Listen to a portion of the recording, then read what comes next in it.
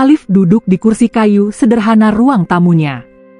Rumah itu kecil, catnya mulai memudar, tapi penuh kenangan yang ia bangun bersama Nagita sejak awal pernikahan. Alif bekerja sebagai teknisi bengkel, penghasilannya pas-pasan, tapi ia selalu berusaha pulang membawa senyum dan seikat harapan untuk istrinya. Namun hari itu berbeda. Dari dapur terdengar suara Bu Ratna, ibu Nagita, yang sudah sejak sore duduk di rumah itu. Nada bicaranya tinggi, penuh sindiran, membuat dada Alif semakin sesak. "Gita, lihat hidupmu sekarang," suara Bu Ratna meninggi. "Tinggal di rumah kecil, dapur sempit. Apa yang bisa kamu banggakan dari suami seperti Alif ini? Ibu malu sama tetangga. Mereka semua bilang kamu cantik, pintar, kenapa jatuhnya ke laki miskin begini?" Alif menunduk. Kata-kata itu menusuk, tapi ia mencoba menahan diri. Ia tahu, melawan mertua sama saja memperkeruh suasana. Nagita yang duduk di sebelah ibunya hanya diam. Sesekali ia melirik ke arah Alif, tapi tatapan itu dingin, tak ada pembelaan. Hatinya gamang, ia masih mencintai Alif, tapi suara ibunya semakin lama semakin memenuhi kepalanya. "Ibu benar, Git. Hidup kita susah sekali.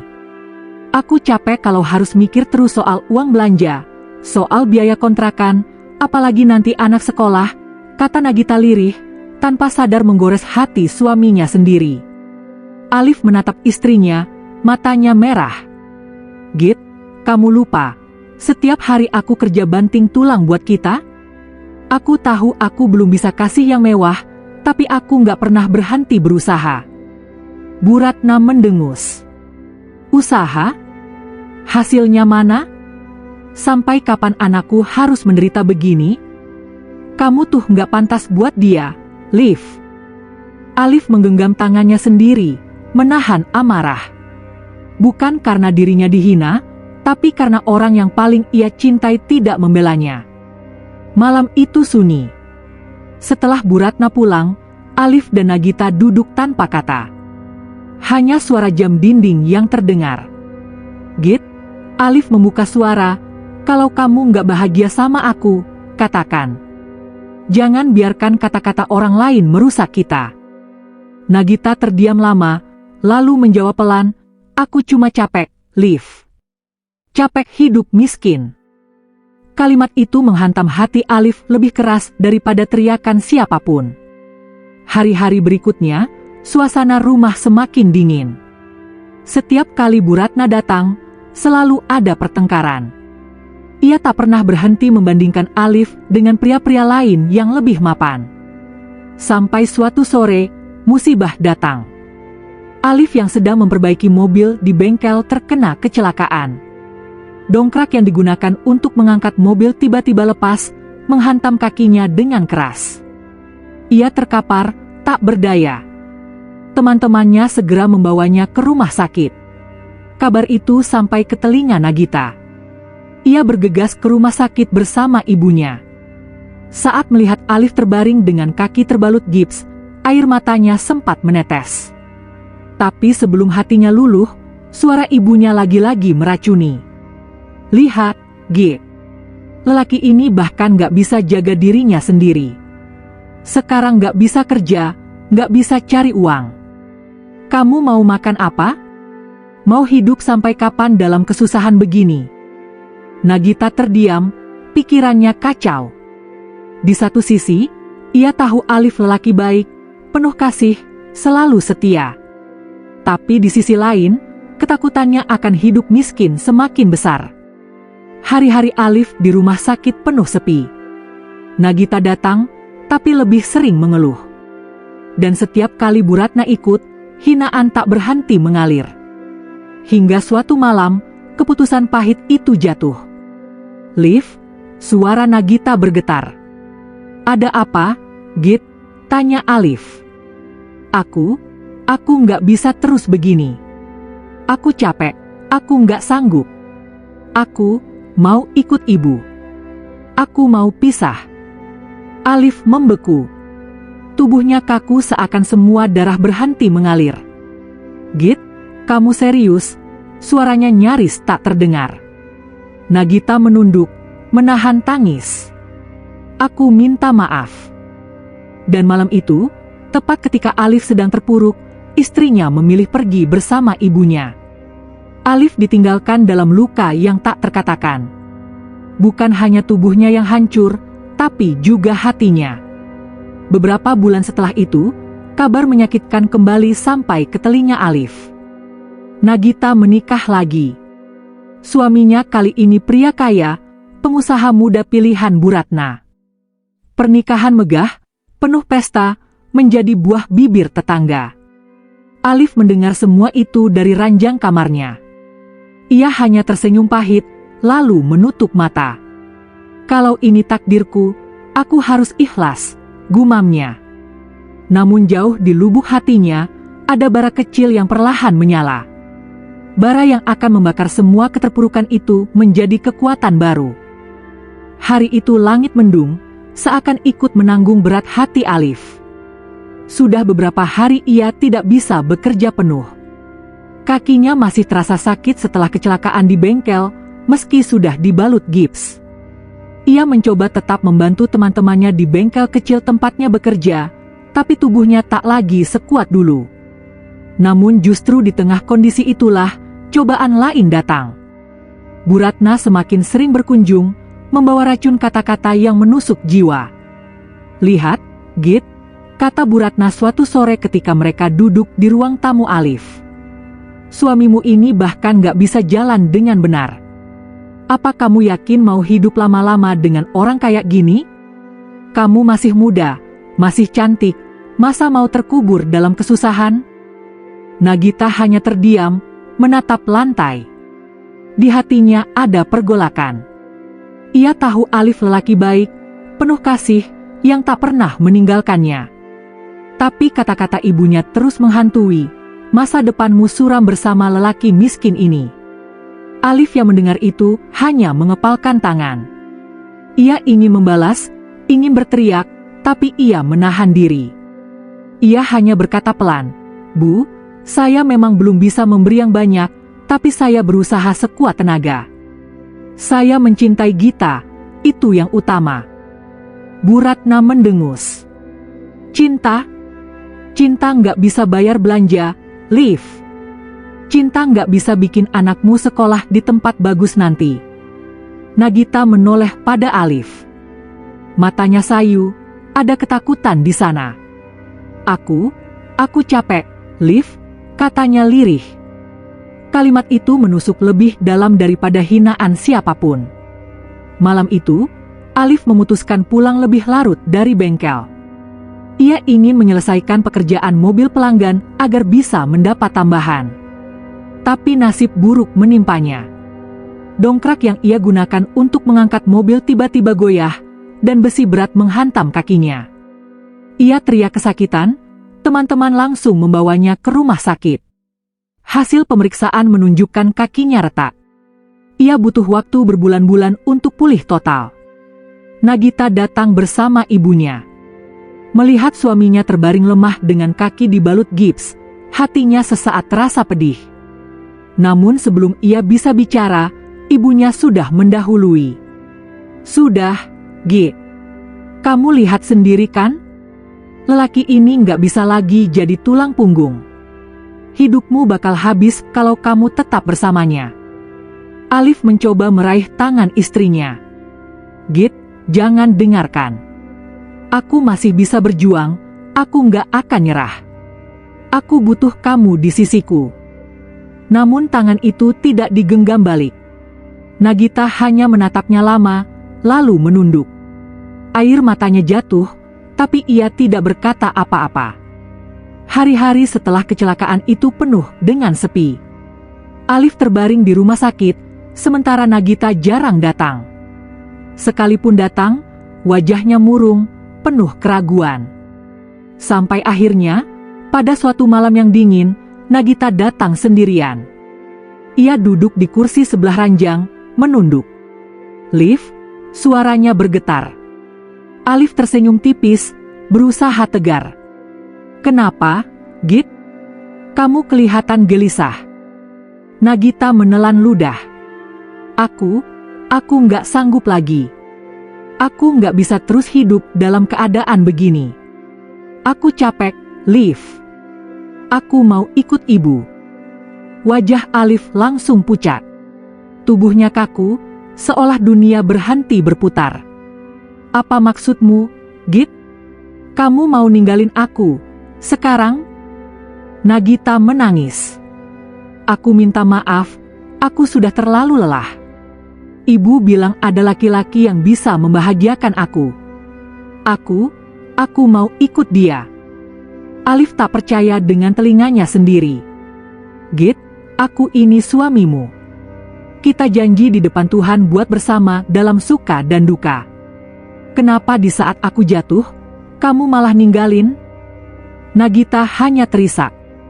Aku nggak bisa, Liv. Malam itu, tanpa banyak kata lagi, Nagita benar-benar pergi. Ia keluar dari kamar rumah sakit, meninggalkan Alif yang masih terbaring tak berdaya. Alif menatap pintu yang tertutup, matanya basah. Ya Allah, kenapa di saat aku paling butuh dia justru meninggalkan aku, bisiknya lirih. Tak butuh waktu lama, kabar menyakitkan menyebar. Nagita menikah dengan Dimas, seorang pengusaha muda kaya raya, pilihan Bu Ratna. Pernikahan mereka berlangsung meriah di hotel mewah. Foto-foto Nagita dengan gaun pengantin indah tersebar di media sosial, wajahnya tersenyum bahagia di samping suami barunya. Alif hanya bisa melihat dari jauh. Ia menatap layar ponselnya yang menampilkan foto pernikahan itu.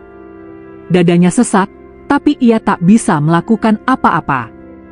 Kalau ini jalan yang kau pilih, Git, semoga kau bahagia. Meski bukan denganku, gumam Alif, air matanya menetes tanpa bisa dibendung. Hari-hari Alif setelah itu penuh kehancuran. Ia kehilangan istri, kehilangan semangat, bahkan hampir kehilangan dirinya sendiri. Malam-malamnya diisi dengan doa yang penuh air mata. Tetapi di dalam kegelapan itu, ada bara kecil yang menyala. Bara itu berasal dari kata-kata Pak Jaya, seorang pemilik bengkel besar yang sudah lama mengenalnya. Liv, kamu ini orang baik. Jangan biarkan mereka yang meremehkanmu tertawa melihat kehancuranmu. Bangkit. Buktikan kalau kamu bisa. Kalimat itu terngiang-ngiang di telinganya. Dan di saat itulah, Alif mengambil keputusan, ia tidak akan selamanya menjadi lelaki yang dikasihani. Ia akan bangkit. Dengan bantuan Pak Jaya, Alif mulai belajar lagi. Ia membaca buku-buku bisnis, mempelajari manajemen, dan perlahan mengurus bengkel milik Pak Jaya yang berkembang pesat. Meski tubuhnya masih lemah, semangatnya tumbuh kembali. Pelanggan menyukai kejujurannya, rekan kerja menghormatinya, dan perlahan namanya kembali dikenal. Alif sadar, luka yang ia terima bukan untuk meruntuhkannya, melainkan untuk membentuk dirinya menjadi lebih kuat. Dan di balik luka itu, ada tekad besar, suatu hari nanti, ia akan berdiri tegak di hadapan dunia. Ia akan buktikan bahwa lelaki yang pernah diremehkan ini mampu berdiri di puncak. Hari-hari setelah perceraian itu terasa panjang. Alif sering terbangun tengah malam dengan keringat dingin, mimpi buruk menghantui, wajah Nagita yang pergi meninggalkannya, tawa sinis Bu Ratna, dan bayangan pesta pernikahan mewah yang digelar tanpa dirinya.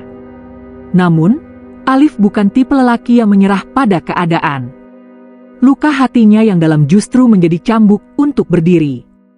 Ia tahu, kalau ia terus terpuruk, maka semua hinaan itu benar. Pak Jaya, sosok yang sejak awal melihat potensi Alif, tidak membiarkannya sendirian. Liv, aku sudah tua. Tenaga sudah berkurang. Tapi aku lihat kamu ini ulet, jujur, dan punya tekad. Aku ingin kamu jadi tangan kananku.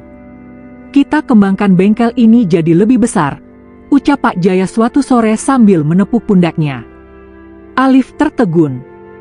Tapi, Pak, saya ini cuma montir biasa. Mana bisa saya urus bisnis besar? Pak Jaya tersenyum. Ingat, semua orang besar dulu juga kecil. Bedanya, Mereka mau belajar. Kamu juga harus begitu. Kata-kata itu menyalakan bara semangat. Alif menerima tawaran itu, meski dengan keraguan di hatinya. Namun, ia berjanji dalam hati, aku harus bisa. Demi harga diriku sendiri. Hari-hari Alif berubah drastis. Pagi ia turun langsung ke bengkel, mengawasi mekanik, melayani pelanggan. Malamnya ia belajar dari buku-buku bisnis yang dipinjamkan Pak Jaya, tentang manajemen, keuangan, hingga cara melayani konsumen. Tidak mudah. Alif sering salah hitung, salah mengambil keputusan. Tapi ia tidak berhenti. Setiap kesalahan ia jadikan guru. Pelanggan mulai mengenal wajahnya. Mereka kagum dengan keramahannya, dengan cara Alif menjelaskan kerusakan mobil tanpa menipu. Lambat laun, bengkel itu makin ramai. Kalau sama Mas Alif, saya tenang. Nggak takut dibohongi, kata seorang pelanggan. Kalimat sederhana itu membuat hati Alif menghangat. Waktu berjalan cepat. 2 tahun setelah ia ditinggalkan Nagita, bengkel milik Pak Jaya berkembang pesat. Mereka membuka cabang baru, dan Alif dipercaya menjadi pengelolanya. Pendapatan meningkat, kehidupan Alif berubah. Dari rumah kontrakan sederhana, ia bisa membeli rumah kecil tapi nyaman. Dari hanya punya motor butut, kini ia bisa membeli mobil sendiri. Yang terpenting, ia mendapatkan kembali harga dirinya. Ia bukan lagi lelaki yang dikasihani, tapi lelaki yang disegani. Pak Jaya, semua ini karena Bapak percaya sama saya, kata Alif suatu kali. Pak Jaya menggeleng. Bukan, Liv. Semua ini karena kamu tidak menyerah. Itu yang membedakanmu. Meski sukses mulai menghampiri, luka lama masih membekas. Setiap kali ia melihat pasangan suami istri berjalan bergandengan tangan di jalan, hatinya terasa perih. Ia teringat bagaimana dulu ia dan Nagita sering berjalan bersama, meski hanya ke warung dekat rumah. Namun ia memilih diam. Ia tak mau terjebak nostalgia. Baginya, masa lalu hanyalah pengingat, bukan penjara. Sementara itu, kehidupan Nagita tidak seindah foto pernikahannya. Dimas memang kaya, tapi sifat aslinya mulai terlihat. Ia pulang larut malam, sering mabuk, bahkan beberapa kali ketahuan bersama perempuan lain. Setiap kali Nagita protes, Dimas membentaknya. Kamu itu cuma numpang hidup dari uangku. Jangan banyak tingkah. Nagita menangis, merasa terjebak dalam sangkar emas. Ibunya, alih-alih membela, justru berkata, sabar, Git. Namanya juga laki-laki. Yang penting dia kaya, kamu tetap hidup terhormat. Namun di hati Nagita, ada kekosongan yang makin membesar. Ia mulai membandingkan Alif yang dulu sederhana tapi penuh kasih dengan Dimas yang kaya tapi kasar. Suatu hari, nasib mempertemukan kembali. Alif menghadiri sebuah acara bisnis otomotif di hotel besar. Ia datang dengan jas rapi, penuh percaya diri. Ketika ia berjalan di lobi, matanya tak sengaja bertemu dengan sosok yang sangat dikenalnya. Nagita. Nagita berdiri di sana, mengenakan gaun indah, tapi wajahnya tampak lelah. Ia tertegun melihat Alif. Mata mereka bertemu, waktu seakan berhenti. Alif, suara Nagita bergetar. Alif tersenyum tipis. Apa kabar, Git? Nagita tercekat. Ia ingin menjawab, tapi tenggorokannya terasa kering. Dalam benaknya, wajah Alif yang dulu miskin kini berubah total. Lelaki yang dulu ia tinggalkan, kini berdiri tegak dengan aura kesuksesan. Alif, kamu, suaranya patah-patah. Alif hanya menatap tenang. Aku baik-baik saja. Bahkan lebih baik dari sebelumnya. Kalimat itu membuat dada Nagita bergetar. Ada penyesalan besar yang tiba-tiba menyergapnya. Setelah acara usai, Nagita memberanikan diri mendekati Alif. Liv, boleh kita bicara sebentar? Mereka duduk di sudut kafe hotel. Nagita menatap wajah mantan suaminya yang kini jauh lebih dewasa dan berwibawa. Aku minta maaf, Liv. Aku salah ninggalin kamu waktu itu. Aku pikir aku bakal bahagia, tapi nyatanya, aku salah besar. Air matanya jatuh. Alif menghela napas. Git, aku nggak pernah dendam sama kamu. Aku malah berterima kasih. Karena keputusanmu, aku jadi punya alasan untuk bangkit. Kalau kamu nggak pergi, mungkin aku masih jadi montir bengkel kecil. Nagita terisak. Tapi aku kehilanganmu, Liv. Aku menyesal. Alif menatapnya dalam-dalam. Kita sudah memilih jalan masing-masing, Git. Kamu sudah punya suami, aku punya hidupku sendiri. Kita nggak bisa kembali. Kalimat itu seperti pisau yang menusuk hati Nagita. Ia sadar, dunia benar-benar sudah berbalik. Dulu ia meninggalkan Alif demi lelaki lain, sekarang ia yang ditinggalkan oleh kebahagiaan.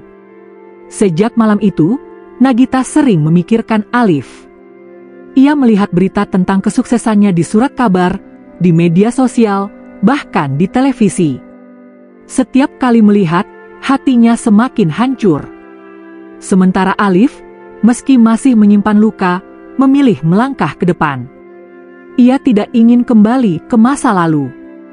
Ia tahu, perjalanannya baru dimulai. Dan dunia yang dulu menertawakan dirinya, kini mulai menaruh hormat. Beberapa tahun berlalu sejak pertemuan tak terduga itu. Nama Alif Prasetya kini dikenal luas di dunia otomotif. Perusahaan yang dulu hanya bengkel kecil, berkembang menjadi jaringan workshop modern di beberapa kota besar. Bahkan, ia berhasil meluncurkan produk suku cadang lokal yang menyaingi produk impor. Ia sering diundang sebagai pembicara seminar, tampil di televisi, bahkan masuk majalah bisnis. Sosoknya dipuji sebagai pengusaha muda inspiratif yang membuktikan bahwa keterpurukan bisa menjadi batu loncatan. Di sisi lain, kabar tentang rumah tangga Nagita dan Dimas makin ramai diperbincangkan di lingkungan sosial mereka. Orang-orang mulai tahu bahwa pernikahan mewah itu hanya topeng. Dimas terkenal dengan kebiasaan mabuk, berfoya-foya, dan tidak setia. Nagita, yang dulu selalu tampil anggun, kini sering terlihat murung. Wajahnya tampak lelah, tubuhnya kurus. Orang-orang yang dulu memuji pilihannya menikah dengan orang kaya, kini berbisik-bisik penuh sindiran. Kasihannya, dulu ninggalin suami karena miskin, sekarang malah sengsara sama yang kaya. Lihat tuh, mantannya malah jadi orang sukses. Dunia memang berputar. Bisikan itu menampar harga diri Nagita berkali-kali. Konflik antara Nagita dan Dimas mencapai puncaknya ketika Dimas ketahuan menghamili perempuan lain. Skandal itu membuat nama keluarga mereka tercoreng. Nagita histeris saat mengetahuinya. Kamu tega banget, Mas. Selama ini aku sabar sama semua kebusukanmu, tapi kamu malah. Diam kamu, bentak Dimas, wajah merah penuh amarah. Kalau nggak suka, angkat kaki dari rumah ini. Kamu pikir aku masih butuh kamu? Banyak perempuan yang mau sama aku karena aku punya uang. Nagita terisak, tubuhnya gemetar. Ia menoleh ke arah ibunya, Bu Ratna, yang berdiri di ruang tamu. Bu, aku harus gimana? Aku nggak kuat hidup kayak gini. Namun, jawaban Bu Ratna membuatnya semakin runtuh. Git, kamu harus kuat. Jangan sampai cerai. Apa kata orang nanti kalau kamu gagal 2 kali dalam rumah tangga? Kamu harus tetap pertahankan, meski sakit. Nagita menatap ibunya dengan mata berkaca-kaca. Untuk pertama kalinya, ia merasa benar-benar dikhianati oleh orang yang selama ini ia bela. Semua penderitaan yang dialaminya dianggap remeh hanya demi gengsi. Suatu sore, Nagita melihat berita di televisi. Alif muncul sebagai narasumber utama dalam acara ekonomi. Ia tampil gagah dengan jas abu-abu, berbicara penuh percaya diri tentang visi mengembangkan industri otomotif lokal. Di layar, ada tulisan, Alif Prasetya, CEO Prasetya Auto Group, pengusaha muda inspiratif. Nagita terpaku, air matanya jatuh tanpa sadar. Lelaki yang dulu ia hina bersama ibunya, lelaki yang pernah ia tinggalkan dalam keadaan hancur, kini berdiri di puncak kejayaan. Sementara ia hidup dalam neraka rumah tangga bersama suami yang tidak setia. Saat itu, hatinya benar-benar menjerit. Seandainya aku tidak meninggalkannya, mungkin aku yang ada di sampingnya sekarang. Takdir mempertemukan mereka lagi, kali ini dalam acara amal yang diadakan pemerintah kota. Alif diundang sebagai donatur utama, sementara Nagita datang sebagai istri pengusaha, meski hubungannya dengan Dimas sudah hampir runtuh. Ketika Alif naik ke panggung memberikan sambutan, mata Nagita tak lepas darinya. Wibawa, ketenangan, dan aura yang terpancar darinya membuat semua orang kagum. Usai acara, Nagita memberanikan diri mendekati Alif. Alif, suaranya bergetar, hampir tak terdengar. Alif menoleh, ekspresinya tenang, datar, tanpa emosi. Oh, Nagita. Lama tidak bertemu. Nagita menggigit bibirnya. Aku sering lihat kamu di berita. Kamu luar biasa, Liv. Aku bangga, suaranya pecah. Alif hanya tersenyum tipis. Terima kasih. Semua ini hasil kerja keras dan doa. Hidup memang berputar, Git. Yang dulu di bawah bisa di atas, yang dulu dihina bisa jadi yang dihormati. Nagita menunduk, dadanya terasa sesak. Ia ingin meminta kesempatan lagi, ingin mengatakan bahwa ia menyesal, tapi ia tahu sudah terlambat. Di hadapan Alif, ia hanyalah masa lalu yang penuh luka. Kabar kesuksesan Alif juga sampai ke telinga Bu Ratna. Namun bukannya bangga, hatinya justru penuh penyesalan. Ia ingat bagaimana dulu ia meremehkan menantunya, menghinanya sebagai lelaki miskin yang tidak pantas. Kini, lelaki itu bukan hanya sukses, tapi jauh lebih terhormat daripada menantu pilihannya, Dimas, yang akhirnya membuat keluarganya hancur. Kalau saja dulu aku tidak memaksa Gita meninggalkan Alif, gumamnya suatu malam, wajahnya pucat pasi. Namun penyesalan itu tak ada gunanya. Semua sudah terjadi, dan ia harus menanggung malu di mata orang-orang sekitar. Berbeda dengan masa lalunya, kini Alif menjalani hidup dengan kepala tegak. Ia tak lagi memikirkan luka lama. Bahkan, perlahan hatinya mulai terbuka pada sosok lain, seorang perempuan sederhana bernama Nadia, seorang relawan sosial yang dikenalnya dalam kegiatan amal. Nadia berbeda jauh dengan Nagita. Ia tidak silau dengan harta, justru kagum pada kerja keras dan ketulusan Alif. Bersamanya, Alif merasa tenang, seolah menemukan rumah yang dulu hilang. Ketika hubungan mereka mulai serius, kabar itu sampai ke telinga Nagita. Hatinya semakin hancur. Ia sadar, semua kesempatan telah hilang. Alif benar-benar telah melangkah ke depan, meninggalkan dirinya dan ibunya di belakang. Hari pernikahan Alif dan Nadia menjadi sorotan. Banyak tokoh hadir, media meliput, dan semua orang kagum pada kisah inspiratif sang pengusaha. Dari kejauhan, Nagita berdiri, hanya bisa menatap dengan mata berkaca-kaca. Ia tidak berani mendekat, takut luka lamanya terbuka lagi. Sementara itu, Bu Ratna hanya bisa menunduk dalam penyesalan. Dunia benar-benar berbalik. Lelaki yang dulu ia hina, kini berdiri sebagai pemenang. Alif tersenyum bahagia, menggenggam tangan Nadia erat. Ia tahu, masa lalunya penuh luka, tapi dari luka itu ia belajar. Kini, ia tak hanya berhasil membuktikan dirinya, tapi juga menunjukkan pada dunia. Cinta sejati bukan diukur dari harta, melainkan dari ketulusan dan kesetiaan.